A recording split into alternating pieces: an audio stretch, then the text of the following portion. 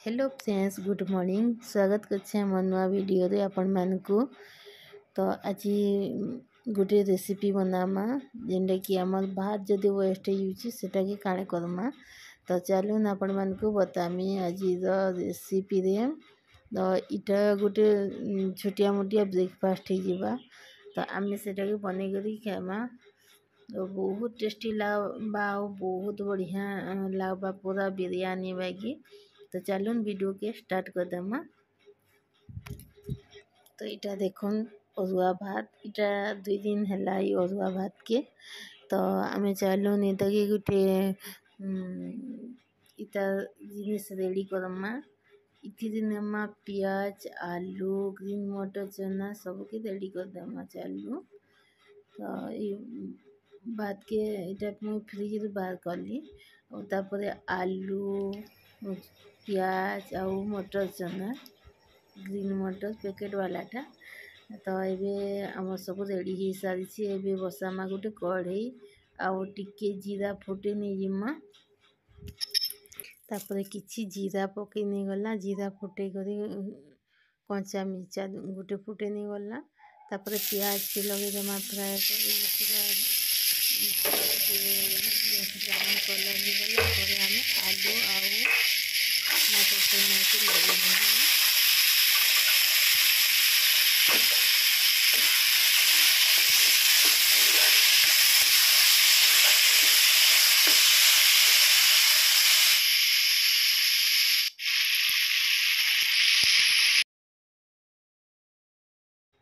तो आमर भेजिटेबल जेते किछि टाइम छाणी देला पर सीझी गला न।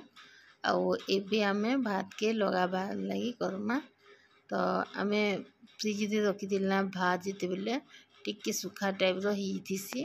तो सेते बेले आमे पानी टिके देई कर ताके धोई दी कर रखी थिमा भात के। आउ देखो भेजिटेबल सिला कि निसिला मु टिके चामच रे दबे नै जिछे।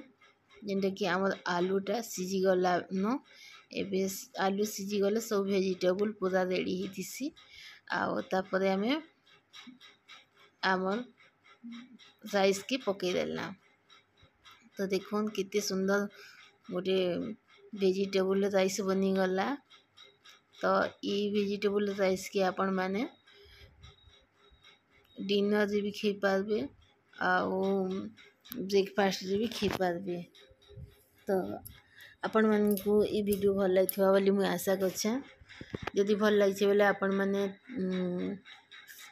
ई वीडियो के बनै करी ई रेसिपी के बनै करी आपण माने ट्राई कर देखबे। तापरे आपण माने जानि पारबे कि ई रेसिपी आपण मानकु केनता लागला। तो आमे ई रेसिपी के आज इन रखमा। फिर के नुआ वीडियो रे आपण मानकर संगे देखा हेबा। तो आमे बाढ़ी नहीं गला आउ टेस्ट कर देमा। देखुन कितनी सुंदर राइस बनला।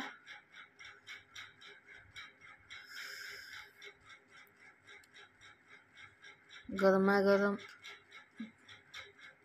राइस यदि खाबे बहुत टेस्टी लागबा।